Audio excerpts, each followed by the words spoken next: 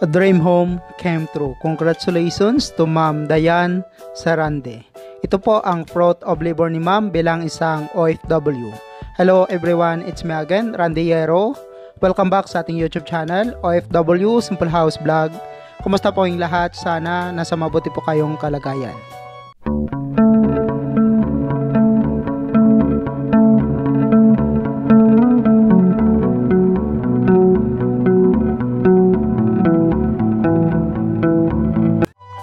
This house building started on August 2022, located at Ilocos Norte, Philippines.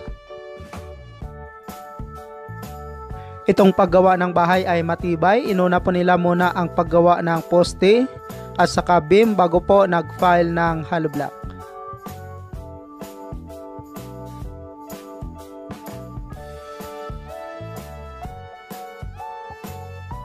Itong lote po pala na pinatayuan ng bahay ni Ma'am ay may sukat po itong 200 square meter at saka 100 square meter total floor area naman po ang pinatayo niyang bahay.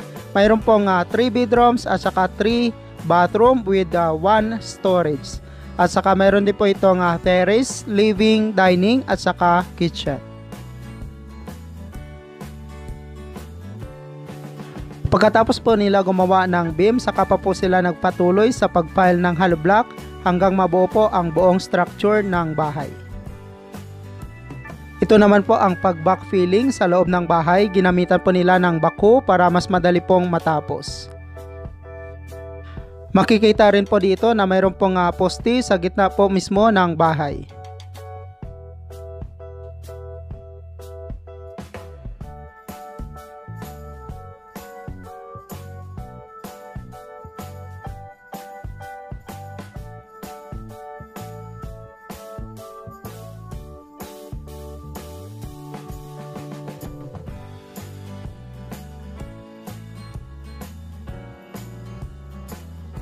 Habang pinagpapatuloy po ang pag-file ng hollow block ay sinabay na rin po nila ang pag-flooring ng bahay at nilagyan po nila ito ng round bar na 10mm para po sa flooring nito.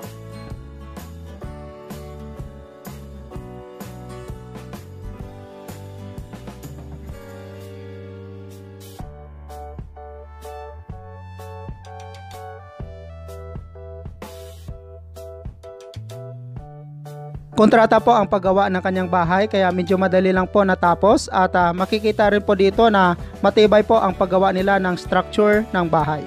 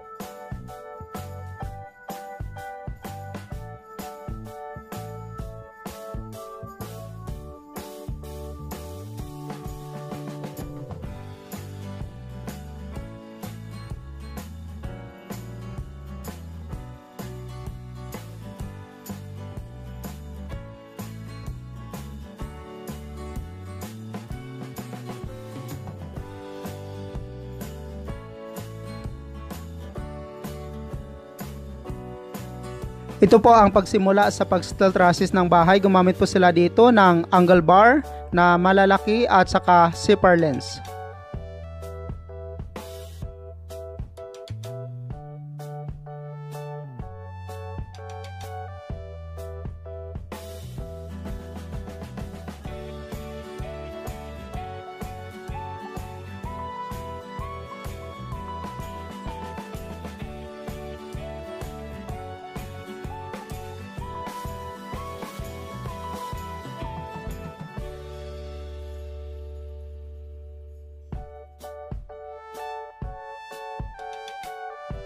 Sinabay na rin po nila ang pag-plastering or finishing nito sa pag-install ng steel trusses.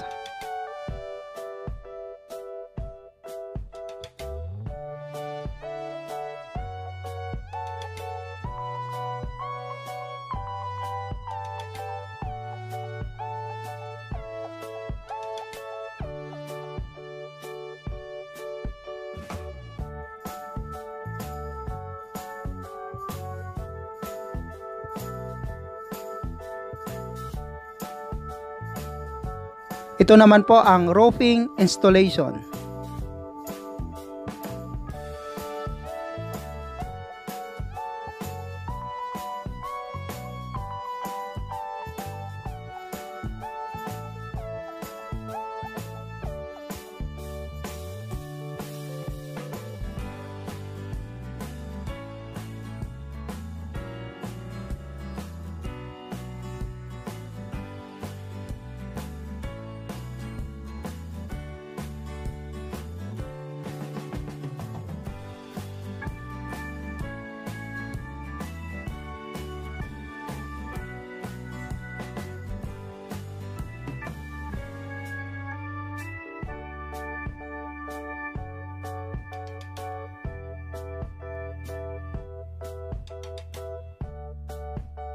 Swing window po pala ang ginamit nila at maganda po ang grills dahil nasa loob po mismo ng bahay nilagay ang grills.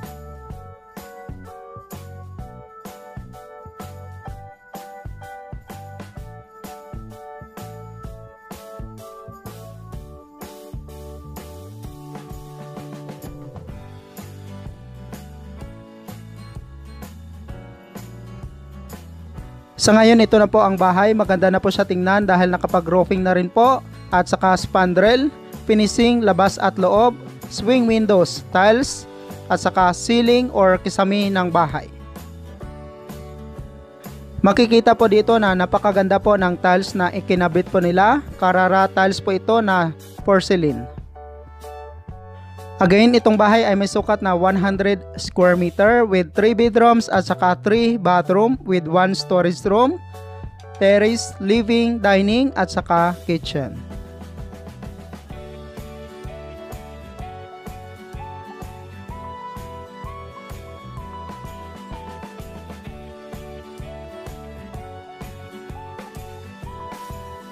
Ito naman po ang mga bedrooms ng bahay.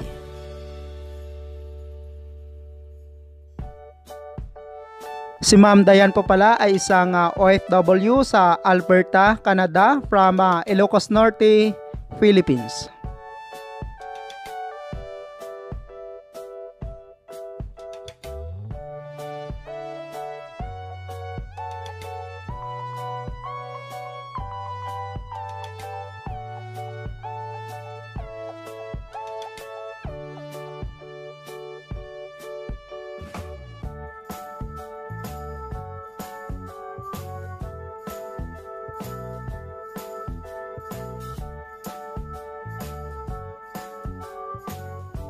Building the house, sa ngayon po ay gumastos po si Ma'am dito ng 2.2 million pesos or katumbas na 44,000 US dollar with labor. Congratulations again to Ma'am Dayan Sarandi, Canada, OFW from Ilocos Norte, Philippines. Thank you so much mga ka-OFW. Kung nagustuhan nyo itong video na to, please subscribe na sa Randy Yero YouTube channel. Please don't forget to hit bell button for our latest updates.